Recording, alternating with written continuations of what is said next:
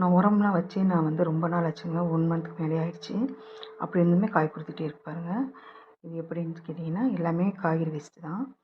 வெறும் இயற்கை உரம் தான். நம்ம கிச்சனில் இருக்க வேஸ்ட்லாம் கொண்டு வந்து நான் இங்கே தான் போடுவேன். கிச்சனில் கிடைக்கக்கூடிய காய்கறி வேஸ்ட், அப்புறம் இந்த பழத்தோல்கள் இதெல்லாம் கொண்டு வந்தோம். இந்த வெங்காயத்தோல், பூண்டுத்தோல் இதெல்லாம் கொண்டு வந்து போடுவேன். வாழைப்பழத்தோல் இந்த மாதிரி நம்ம ஒவ்வொரு பழ மரங்களுக்கும் கொண்டு வந்து மாற்றி மாற்றி கொடுப்பேன். இந்த பாருங்கள், இந்த மாதிரி கொத்து கொத்தாக காய்க்க ஆரம்பிச்சிடும்.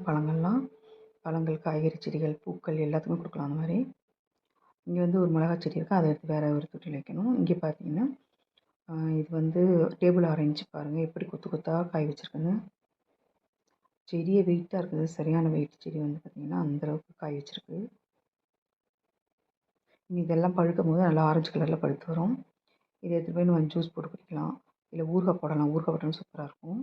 லெமனுக்கு பதிலாக நம்ம இதை யூஸ் பண்ணலாம். லெமனை விட ஒரு டபுள் மடங்கு